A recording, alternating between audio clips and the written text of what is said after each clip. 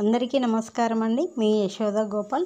ఈరోజు కలియుగంలో కర్మ గురించి తెలుసుకున్నాం.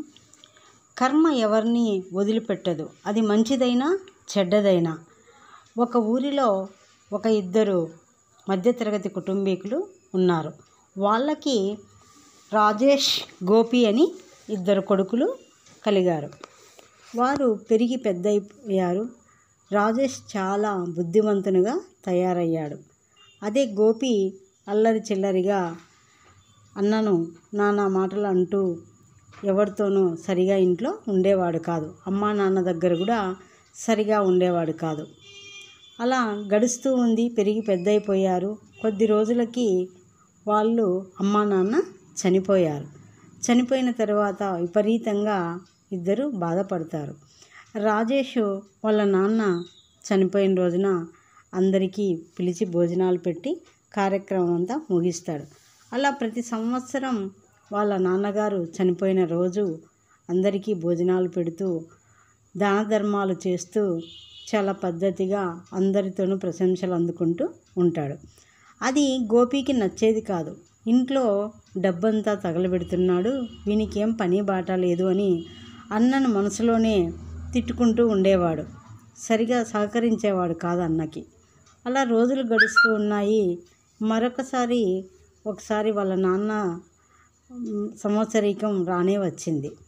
వస్తే ఆ రోజు ఆ ఊరిలోని రాజును కూడా భోజనానికి పిలిచాడు పెద్ద అతను రాజేష్. పిలిచిన తర్వాత రాజు కూడా వచ్చి భోంచేసి, చాలా బాగా పెడుతున్నావయ్యా, దాన ధర్మాలు బాగా చేస్తున్నావు అని చెప్పేసి ఇంకా చుట్టుపక్కల వాళ్ళకు కూడా ఎంతోమంది వచ్చేవాళ్ళు అన్నమాట. అలా వచ్చి వెళ్తూ ఉన్నప్పుడు ఈ రాజుగారు తమ్ముడిని పిలిచి, ఏమయ్యా గోపి, మీ అన్న చూడు ఎంత బాగా దాన ధర్మాలు చేస్తూ అందరికీ మెప్పు పొందుతున్నాడు, అందరికీ భోజనాలు పెడుతూ ఉన్నాడు. నువ్వు కూడా ఏదైనా చేయొచ్చు కదయ్యా, నువ్వు ఏం చేతకాని వానిలాగా ఉంటావు, ఎప్పుడూ ఆకతాయి వానిలాగా అక్కడ ఇక్కడ తిరుగుతూ ఉంటావు అని అంతమందిలో గోపిని తిడతాడు రాజుగారు. అప్పుడు గోపికి చాలా బాధ అనిపిస్తుంది. ఇంతవరకు అన్న మీద కోపం మాత్రమే ఉండేది. ఇప్పుడు అంతమందిలో అనేసరికి అన్నకి మీద ఇంకా చాలా కోపం రెట్టింపు అయిపోయింది. మా అన్న ఇలా చేస్తున్నందుకే కదా నన్ను తక్కువ చేసి మాట్లాడుతున్నారు అందరూ. మా అన్నని ఏదో ఒకటి చెయ్యాలి అని ఆలోచనలో పడతాడు. అలా ఆలోచిస్తూ ఒకరోజు అతను వెళ్ళి ఒక చోట కూర్చొని ఊరికే ఏడుస్తూ కూర్చుంటాడు గోపి. అందరూ చుట్టుపక్కల వాళ్ళందరూ ఎందుకు ఏడుస్తున్నావు అని అందరూ అడుగుతారు. అప్పుడు అతను చెప్తాడు, పైన లోకంలో మా నాన్నగారు మా అమ్మ ఏడుస్తున్న కలలో కనిపించారు. స్వర్గలోకంలో మా అమ్మ నాన్న నాకు ఏడుస్తూ రాత్రి కలలో వచ్చారు. పెద్దోడు మాకు బాగా సేవలు చేసుకుంటూ ఉండే, మేము ఇక్కడికి వచ్చిన తర్వాత మాకు సేవలు చేసే వాళ్ళే లేరు, కాబట్టి నాయన పెద్దోడిని పంపించు అని రాత్రంతా ఏడుస్తున్నారు. అందుకు నాకు చాలా బాధ అయింది, అందుకు మా అన్నను పంపించాలనుకుంటున్నాను అని అంటాడు. అప్పుడు అందరూ వెళ్ళి రాజుగారికి చెప్తారు.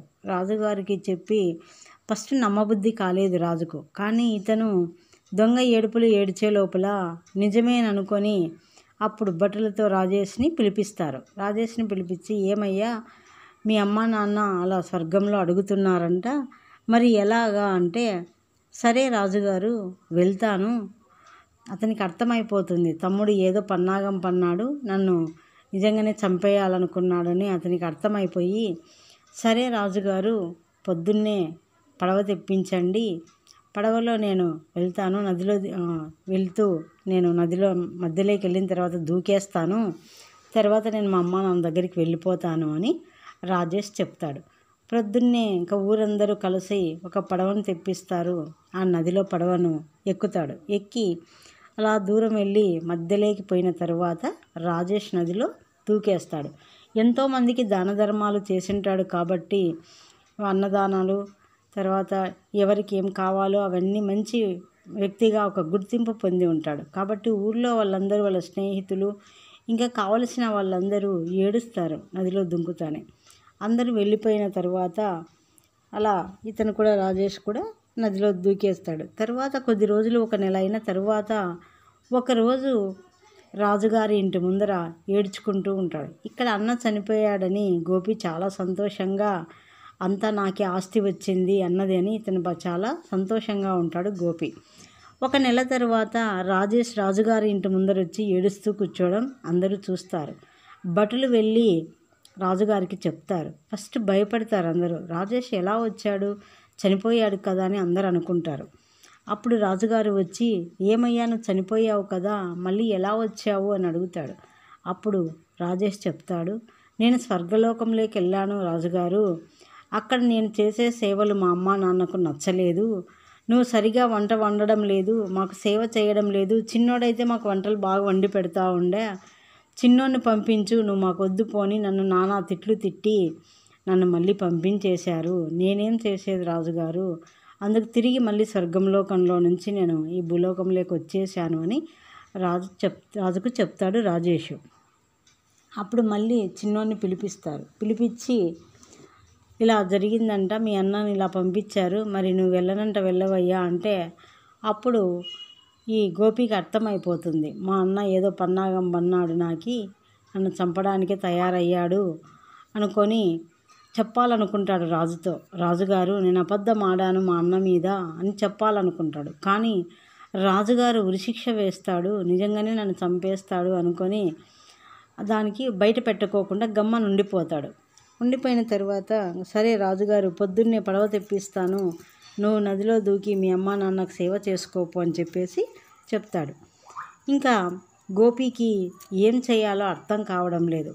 రాత్రికి రాత్రే వెళ్ళిపోవాలని నిశ్చయించుకుంటాడు. అప్పుడు రాజేష్ పెద్దతను రాజు దగ్గరికి వెళ్ళి, రాజుగారు నేను ఎక్కడికి పోలేదు, ఏ స్వర్గలోకానికి పోలేదు, మా తమ్ముడు నన్ను చంపాలనుకున్నాడు. నేను ముందే చేపల వాళ్ళకి నేను ఇలా దుంకుతాను, నన్ను కాపాడండి నేను చెప్పాను. అందుకోసమే నేను దుంకగానే నన్ను చేపలు పట్టేవాళ్ళు నన్ను కాపాడి 1 నెల వాళ్ళ దగ్గర పెట్టుకొని నన్ను పంపించారు. నేనైతే చనిపోలేదు రాజుగారు, మీకు నిజం చెప్తున్నాను అని అంటాడు. సరే మీ తమ్ముడిని రేపు పంపిద్దామని చెప్పేసేసి ఎంత పొరపాటు చేశాడు అని అనుకుంటాడు. సరే రాత్రికి గోపి వెళ్ళిపోవాలి, లేకపోతే రాజుగారు నన్ను చంపేస్తాడు నదిలో మునగమని అని చెప్పేసి రాత్రికి రాత్రి అతను తప్పించుకొని వెళ్ళిపోవాలని చూస్తాడు. చూసినప్పుడు రాజుగారి భటులు ఒక 4 చూసి అతన్ని పట్టుకుంటారు. పట్టుకున్నప్పుడు వాళ్ళతో గొడవ పడి ఒక అతన్ని విపరీతంగా కొడతాడు గోపి. రాజుగారు ఈ విషయం తెలిసిన తర్వాత, రాజు చెప్పిన తర్వాత ఏదో అతన్ని క్షమించి వదిలేద్దాము, చిన్న తప్పు, అతనికి ఏదో ఒక శిక్ష వేసి తప్పిద్దాము అనుకునే లోపలే భటులు వచ్చి, అయ్యా మన భటుని విపరీతంగా కొట్టాడు, ఎట్లా అంటే ఎట్లా రక్తం కారుతూ ఉంది, చావు బతుకుల్లో ఉన్నాడు అని చెప్తారు రాజుగారికి భటులు వచ్చి.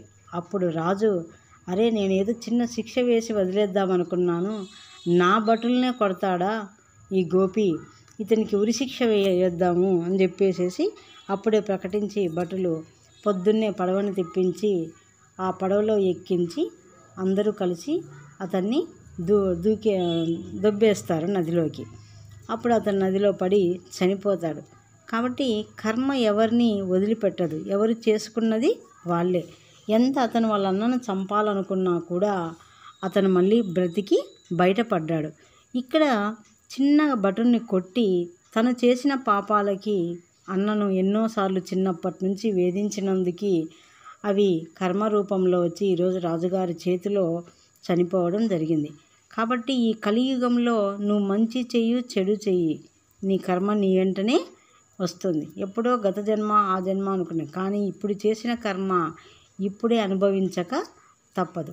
మీకు ఈ వీడియో నచ్చినట్లయితే ప్రతి ఒక్కరూ లైక్ చేయండి, షేర్ చేయండి, కామెంట్ చేయండి. మన ఛానల్ ఇంతవరకు సబ్స్క్రైబ్ చేసుకోకపోతే సబ్స్క్రైబ్ చేసుకోవడం మర్చిపోదు. మరొక మంచి కథతో మళ్ళీ కలుద్దాం. Thank you, by.